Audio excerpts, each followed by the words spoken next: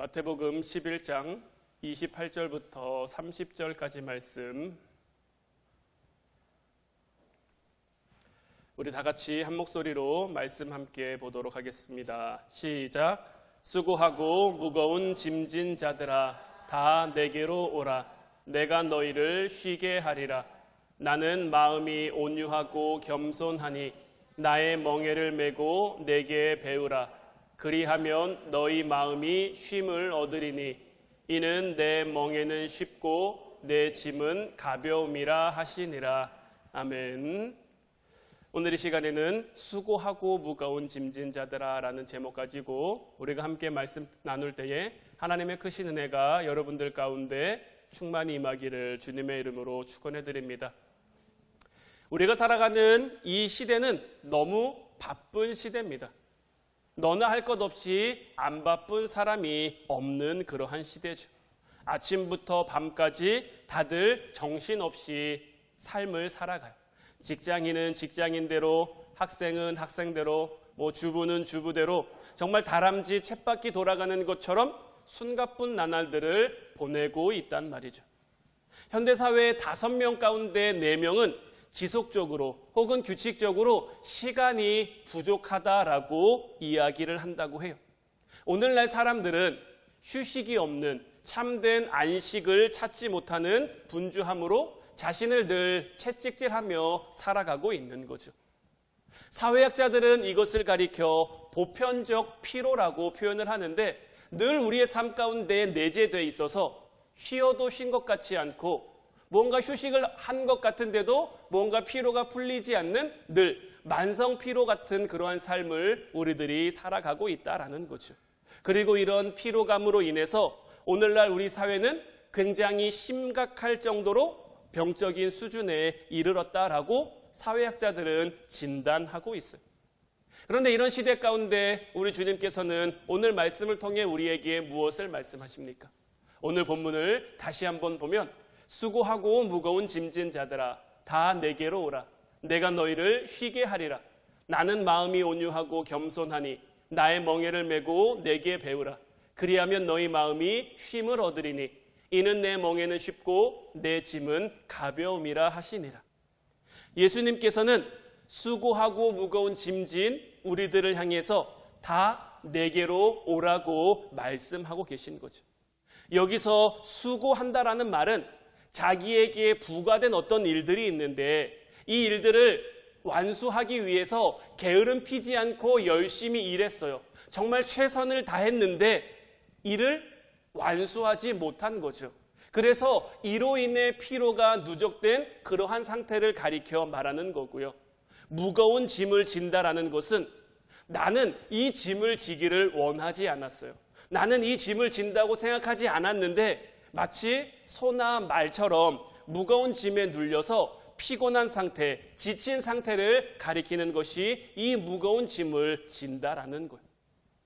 수고하는 것도 무거운 짐을 지는 것도 우리의 의사와는 상관없이, 우리의 의도와는 상관없이 세상이 우리들에게 짊어지게 한 거죠. 그렇다면 성경이 말하고 있는 이 수고하고 무거운 짐진 자들은 누구일까요? 가장 먼저는 에덴 동산에서부터 시작된 죄와 그 열매로 인해 괴로워하는 사람들을 가리켜 말하는 거죠. 하나님께서는 천지를 지으시고 에덴 동산을 만드신 후 그곳에 아담과 하와를 살아가게 하셨어요. 아담과 하와는 그곳에서 하나님이 주시는 기쁨과 감사를 누리며 살아가고 있었는데 어느 날 그들이 선악을 알게 하는 나무의 열매를 먹죠.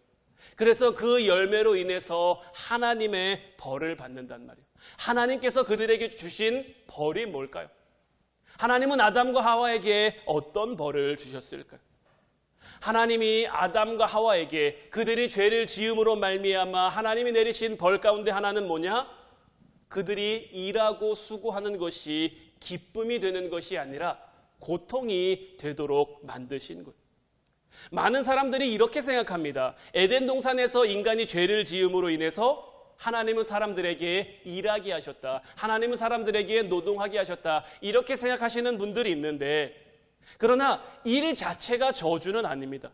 인간이 타락하기 전, 인간이 선악을 알게 하는 나무의 열매를 먹기 전에도 그들에게 주어진 일들이 있었어요.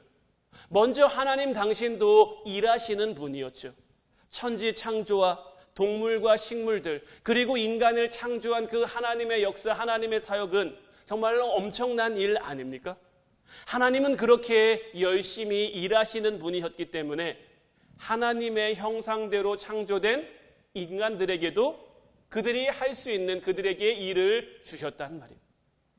가장 먼저 하나님이 아담에게 주신 일이 무엇입니까?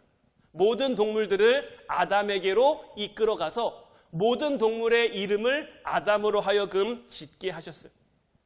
여러분들, 동물의 이름을 짓는다는 게 쉬운 일일까요? 어려운 일일까요? 아마 아담은 아담 본인이 가지고 있는 모든 지적, 감정적, 육체적 능력을 총동원해서 이 일을 감당하고 이 일을 진행했을 거예요. 정말 자기가 할 수 있는 한 최선을 다해서 이 일을 진행했을 텐데, 이때의 아담에게 동물들의 이름을 지어주는 일들은 힘든 일이었을까요? 안 힘든 일이었을까요? 고통스러운 일이었을까요? 기쁘고 즐거운 일이었을까요? 하나님은 모든 인간을 창조하면서 각각 독특한 재능과 성격과 기질과 열정을 주셨단 말이에요. 그리고 그것을 자기에게 주어진 그 일을 통해서 표현하고 성취하길 원하시는 것. 그래서 자기에게 맞는 그 일을 갖는다는 것, 내가 원하고 내가 바라는 일을 한다라는 것은 단순히 어떤 생계의 수단을 넘어서는 그 이상의 의미를 가지고 있는 것. 직장을 잃은 사람이 어딘가 힘이 없어 하는 것은 단순히 돈을 못 벌게 됐기 때문만이 아니라 어떤 성취감이나 존재의 의미를 잃어버렸기 때문인 거예요. 그러다 자기에게 맞는 일을 다시 찾고 다시 구하게 되면 다시 그 눈빛에는 생기가 돌게 마련인 거죠. 다시금 말씀드리지만 일이라는 것은 그 자체가 저주 아니에요. 일은 우리에게 주어진 축복인 거예요. 그런데 왜 우리가 하는 일들이 왜 우리에게 너무나 수고스럽고 무거운 짐이 됐고 왜 우리에게 고통이 되었습니까? 그것은 아담으로 인해 비롯된 그 죄로 인함인 거예요. 죄를 짓기 전에 인간은 하나님으로부터 모든 만물을 다스릴 수 있는 그 권위와 권한을 받았단 말이에요. 하나님께서 인간을 만드시고 난 후 아담과 하와를 축복하시면서 무엇을 말씀하셨습니까? 너희는 이 땅을 다스리고 정복하고, 그래서 모든 만물 가운데 충만할 것을 말씀하셨단 말이에요. 아담과 하와가 타락하기 전에는 아담이 한마디 하면 그 아담의 말에 자연도 복종하고요, 동물들도 복종하고요, 모든 것이 다 아담의 권위를 인정한단 말이에요. 그러나 범죄한 이후 아담과 하와는 어떻게 됐을까요? 이제는 그들의 권위에 순종하던 그 자연 환경들과 그들의 말을 따르던 동물들과 식물들과 이제 씨름하며 싸우며 살아갈 수밖에 없는 거예요. 더 이상 자연을 다스리는 것이 아니라 자연과 싸워 이겨야만 하는 피곤한 인생이 되어버린 거죠. 범죄하기 전에 아담은 신나서 일했지만 범죄한 후에 아담은 일할 때마다 고통을 느끼고 힘듦을 느낄 수밖에 없게 됐어요. 그래서 그로부터 우리가 하는 모든 일들은 우리에게 때로는 중압감을 안겨주기도 하고 때로는 우리에게 스트레스를 주기도 하고 우리는 이러한 어떤 흐름 속에 살아갈 수밖에 없게 된 거죠. 일의 기쁨이나 일의 만족감이나 일에 대한 권위가 죄로 인해 사라지니까 우리에게 주어진 일들이 부담이 되고 때로는 먹고 살기 위해 어쩔 수 없이 할 수밖에 없는 그러한 일들이 되고 그야말로 목구멍이 포도청이라서 할 수 없이 짜증나지만 힘들지만 고통스럽지만 해야만 하는 그러한 일이 되어버린 거예요. 마귀는 이 힘든 상황을 더욱 나쁜 쪽으로 부채질해 갑니다. 사람들은 일 때문에도 힘들고 바쁘지만 삶의 우선순위를 잃어버려서 더 힘들게 된 거예요. 그냥 이쪽 저쪽 일이 터지는 상황에 정신없이 반응하며 살아갈 수밖에 없게 된 거죠. 여러분들 이 이야기를 들어본 적 있으신지 모르겠는데 한 농부의 이야기예요. 한 농부가 트랙터를 빌려다가 밭을 가려고 했어요. 아침 일찍 이제 트랙터를 빌리기 위해 길을 가다가 자기 밭 경계선에 펜스를 쳐놨는데 그 펜스 몇 군데가 망가진 것을 보게 됐어요. 그것을 보니까 고쳐야겠다라는 마음이 들어서 펜스를 고치기 위해 필요한 망치와 못을 가지러 창고로 들어갔어요. 그런데 창고로 들어가니까 창고의 벽 한쪽이 허물어져 있고 금이 간 것을 발견하게 된 거죠. 그래서 여기를 메꿔야겠네. 벽 한쪽을 메꾸기 위해서 시멘트를 이제 빌리러 이웃집으로 갑니다. 시멘트를 빌리러 이웃집으로 가다가 꽃이 피어 있는데 꽃이 시들어 있는 것을 보게 된 거예요.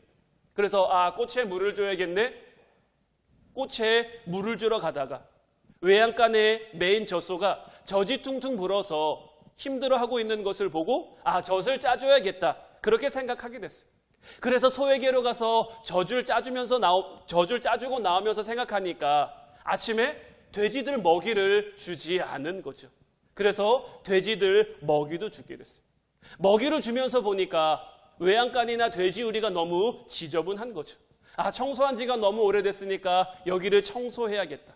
물을 가지고 와서 외양간과 우리를 청소를 합니다. 결국 하루 해가 지나고 이 농부는 아침에 뭘 하기로 결심했었죠? 트랙터를 빌려다가 밭을 갈기로 결심했단 말이에요. 그런데 하루 해가 다 저물도록 이 사람이 아침에 결심한 그 일은 시작조차 하지 못한 거예요.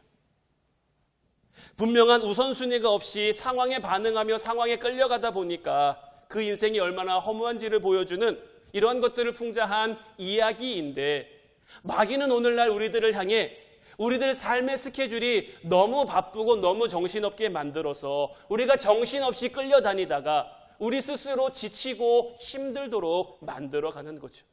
그래서 뭐가 중요하고 뭐가 덜 중요한지, 무엇을 먼저 해야 되고 무엇을 나중에 해야 하는지 이런 것들을 구별하지 못하도록 만드는 거죠. 우리가 일을 지배하며 우리가 일을 다스리며 살아가야 되는데 때로는 일이 우리를 다스리고 일이 우리를 지배한다라는 느낌이 들어요. 그렇게 일의 노예가 되어 살아가는 사람들이 이 땅 가운데 참 많아요. 죄의 노예가 되어 살아가는 거나 일의 노예가 되어 살아가는 것, 이 두 가지는 비슷한 맥락인데 이러한 것들이 마귀가 우리에게 원하는 거라는 거죠. 그래서 주님께서는 우리들을 향해 수고하고 무거운 짐진 자들아 다 내게로 오라고 말씀하고 계신 거예요. 그러면 주님께서 우리를 쉬게 하시겠다라는 거죠. 우리의 삶의 수고로움, 우리의 삶의 무거운 짐을 해결할 수 있는 유일한 수단, 유일한 방법은 예수님께로 가는 것밖에는 없다는 것을 믿는 여러분들이 되시기를 바라요. 우리가 예수님 안에서만 참된 자유, 참된 안식을 누릴 수가 있어요. 이스라엘 백성들이 애굽에서 430년간 노예로 살다가 출애굽을 하게 됐어요. 출애굽을 하게 한 지 얼마 안 돼요. 광야 한복판에 그들이 이뤘는데 하나님이 그들로 하여금 안식일이라는 것을 지키게 하셨어요. 안식일은 뭡니까? 유대인들에게 안식일은 아무것도 할 수 없는 날이에요. 6일 동안은 열심히 하나님이 걷게 하신 그 길을 걷다가 7일째는 그곳에서 그냥 안식했거든요. 그런데 이들이 안식하면서 당장 무엇이 걱정됩니까? 먹는 게 걱정되는 거예요. 하나님이 그들에게 만나라는 것을 주셔서 만나를 구워두어서 만나를 먹게 하셨단 말이에요. 늘 이른 아침에 해가 뜨기 전에 밖에 나가보면, 들에 나가보면 만나가 하얗게 내려 있어요. 그래서 그것을 한 사람당 5오멜씩 이렇게 거둬와요. 그런데 안식일에는 이것을 할 수 없으니 먹는 것이 당장 걱정되고 염려된 거죠. 그러니까 하나님께서는 안식일을 위하여 그 전날 2배로 먹을 것을 거두게 하셨어요. 참 여기서도 하나님의 놀라운 역사가 나타나죠. 그 이전에도 많이 거둔 사람이 있었거든요. 한 사람당 5오멜로 하나님이 그 양을 정해주셨는데 욕심내서 더 많이 거두오는 사람. 그런데 그것이 하루가 지나고 나면 냄새가 나서 더 이상 먹을 수 없게 됐단 말이에요. 그런데 참 희한하게도 안식일 전날 한 사람당 2배, 그러니까 10오멜씩 거두어와도 그 다음날이 돼도 냄새가 나거나 상하거나 먹는데 지장이 없는 그러한 일이 생긴 거죠. 그래서 하나님께서는 이들에게 안식일을 지키게 하시고 이 안식일을 통해 무엇을 깨닫게 하십니까? 너희들의 사는 것, 너희들의 지내는 것, 너희들의 먹는 것 누가 책임지는 겁니까? 하나님이 책임지신다라는 거예요. 이스라엘 백성들에게 사실 안식이라는 것은 굉장히 생소한 개념이었어요. 애굽에 400년간 있으면서 이들은 하루도 제대로 쉬지 못했거든요. 늘 힘들고 늘 고된 노역, 벽돌 만드는 일에 동원이 됐었단 말이에요. 그런데 하나님께서 이들로 하여금 안식일을 쉬라고 하시니 이들은 처음에 생소하고 처음에 받아들이기 어렵지만 이것을 통해서 이들은 하나님을 만나고 하나님을 알아가고 하나님을 깨닫게 되는 거예요. 하나님이 그들에게 안식일을 주신 것은 다 하나님이 정한, 하나님이 뜻한 이유가 있어서인 거예요. 우리는 이스라엘 백성들은 그들이 안식일을 지킨다라고 생각했을지 모르겠지만 사실 안식일이 그들을 지켜준 거죠. 하나님의 함께하심을 그들이 깨달음으로, 하나님의 이끄심, 하나님의 인도하심을 그들이 깨달음으로 그들이 안식일을 제대로 지키면 하나님께서 이를 통해 그들의 육신의 피로함과 그들의 마음과 그들의 영혼과 그들의 모든 것들을 하나님께서 지켜주심을 알게 하고 깨닫게 하시는 거죠. 그래서 우리는 안식을 통해 우리 영혼에 의도적으로 빈 시간들, 빈 자리들을 만들어갈 수 있어야 하고 그 자리를 하나님으로 채워가고 하나님을 만나는 시간들로 만들어갈 수 있어야 하는 거예요. 제가 늘 여러분들에게 말씀 묵상하고 말씀 붙들고 기도하셔야 됩니다. 강조하고 또 강조하고 또 강조하는 것은 이러한 시간들이 우리에게 있어야 이런 시간들을 통해 하나님을 만나고 하나님을 알고 하나님을 깨달을 수 있어야 하는 거예요. 깨달을 수 있기 때문인 거예요. 이는 결코 우리에게 낭비되는 시간이 아니죠. 우리 인생을 매끄럽게 돌아가게 할 우리 인생의 윤활유와 같은 그러한 시간이 되는 거예요. 다니엘은 이 비밀을 알았기 때문에 바벨론의 총리로서 얼마나 그 일정이 바빴겠습니까? 할 일이 얼마나 많았겠습니까? 그럼에도 다니엘은 하루에 3번씩 자기 고향을 향해 기도하는 시간을 만들고 그 시간을, 그 자리를 잃지 않았어요. 안식의 시간이라는 것은 우리와 하나님과의 관계인 것. 우리에게 주어진 일이라는 것은 우리와 세상의 관계인 것.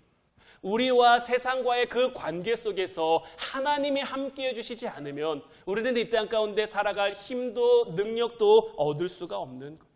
반대로 우리가 하나님을 만나는 하나님과 관계가 온전히 이루어짐으로 하나님의 힘과 하나님의 능력을 위로부터 공급받으면 이 세상 가운데 우리가 마주하며 살아갈 그 모든 일들을 능히 감당할 수 있게 되는 거죠.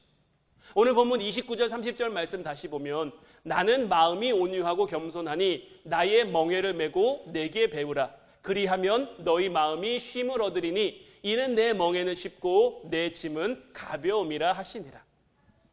여러분들 멍에가 뭔지 아시죠? 멍에라는 것은 말이나 소의 목에 얹고 수레나 쟁기를 끌 수 있도록 하는 그러한 연결 기구를 말해요. 그런데 당시에 이 멍에는 동물들에게만 사용된 게 아니라 사람들에게 사용될 때도 있었어요. 전쟁을 하고 그 전쟁에서 진 그 포로들을 끌고 갈 때 이 멍에를 씌워서 압송했거든요. 그래서 성경 가운데 이 멍에라는 말이 나올 때 별로 좋은 의미로 나오지 않을 때가 참 많아요. 노예의 굴레, 죄의 굴레 이러한 것들로 사용될 때가 많은데 마귀는 일 자체가 우리의 삶의 목적이 되도록 우리를 일의 노예로 만들기 위해 세상의 멍에를 우리에게 매는 거예요. 그래서 우리를 이리저리 끌고 가는 거예요. 근데 여러분들 생각해 보세요. 이렇게 멍에를 짊어진 소나 말이 그 멍에를 끄는 사람의 말을 거부할 수 있을까요? 거역할 수 있을까요? 거부하거나 거역할 수가 없어요. 이끌면 이끄는 대로 갈 수밖에 없는 거예요. 우리가 세상에 멍에를 메고 있으면 세상이 우리를 끄는 대로 갈 수밖에 없는 거예요. 그렇기에 우리는 이것을 단호하게 거부해야 되는 거예요. 그래서 예수님께서도 우리에게 말씀하시는 것이 무엇이냐? 나의 멍에를 매라는 거예요. 세상의 멍에를 매는 것이 아니라 나의 멍에를 매라는 거예요. 그런데 여기서 예수님이 말씀하시는 멍에는 저렇게 소 2마리가 함께 끄는 멍에, 이것을 가리켜 말하는 거예요. 소 2마리가 멍에를 함께 끈다라는 것, 이것은 어떤 의미를 또 지니고 있을까요? 이스라엘에서 소 2마리가 멍에를 매도록 할 때 때로는 어미소와 새끼소를 함께 멍에에 맬 때가 있어요. 왜 이것을 함께 매냐면 이제 어미소는 멍에를 메고 일을 하는데 능숙하고 숙련이 돼 있어요. 그 옆에 있는 이제 새끼소는 아직 멍에를 잘 맬 수가 없는 거죠. 그러니 어미소가 옆에서 리드하는 대로 이 새끼소가 따라가면서 멍에를 매는 것을 배울 수가 있는 거예요. 마찬가지로요. 우리가 예수님의 멍에를 맨다라는 것은 우리만 예수님의 멍에를 맨다라는 것을 의미하는 게 아니라 우리가 맨 멍에를 누가 함께 지어주시겠다라는 겁니까? 예수님이 함께 지어주시겠다라는 거예요. 예수님이 우리와 함께 그 멍에를 지시면서 우리가 이 세상을 능숙하게 살아갈 수 있도록 능히 살아갈 수 있도록 우리를 이끌어주시고 우리를 인도해 주시겠다라는 거죠. 우리 그리스도인이라고 해서 세상 가운데 일하지 않고 살아갈 수는 없죠. 누구나 일을 합니다. 그러나 우리가 모든 것을 함에 있어서 주님과 함께 출근하고 주님과 함께 일을 한다면 주님과 함께 안식을 누리고 주님이 주시는 힘으로 주님이 이끄시는 페이스대로 우리가 살아갈 수 있다면 우리는 능히 이 세상을 감당할 수 있게 되는 거죠. 여전히 세상은 우리에게 세상의 멍에를 지게 합니다. 우리가 의도하지 않았어도 우리가 생각하지 않았어도 세상의 멍에를 우리에게 매서 세상이 원하는 대로 세상이 이끄는 대로 우리의 삶을 끌어가려고 해요.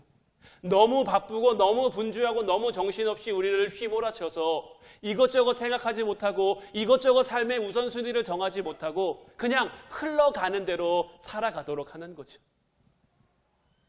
하지만 우리 주님께서는 그런 수고하고 무거운 짐을 진 우리들을 부르시며 주님 안에 안식을 얻고 주님 안에 쉼을 얻고 주님과 함께 이제 그 멍에를 지어서 주님이 인도하시는 대로 주님이 이끄시는 대로 함께 나아가자고 말씀하고 계신 거죠. 이제 바라기는 우리 화원 성도들이 기도로 항상 주님의 지혜를 구하며 범사에 감사하며 찬양하며 우리에게 맡겨진 일들을 감당해 갈 수 있기를 소망합니다. 그러면 우리는 일의 노예가 아닌 일을 지배하는, 일을 다스리는 삶을 살아갈 수 있게 될 거예요.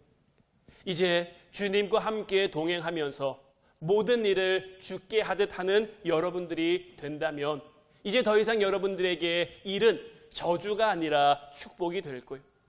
이제 여러분들의 가정으로, 여러분들의 일터로, 우리 화운교회로, 여러분들 삶의 자리자리들로 주님을 온전히 초대하는 여러분들이 되시기를 바랍니다. 말씀과 기도로 이제 우리의 삶을 채워감으로 하나님 나라를 이 땅 가운데 여러분들 삶의 자리 가운데 만들어가며 그 하나님 나라를 기쁨과 감사로 누리는 저와 여러분들 될 수 있기를 주님의 이름으로 축원해 드립니다. 기도하겠습니다.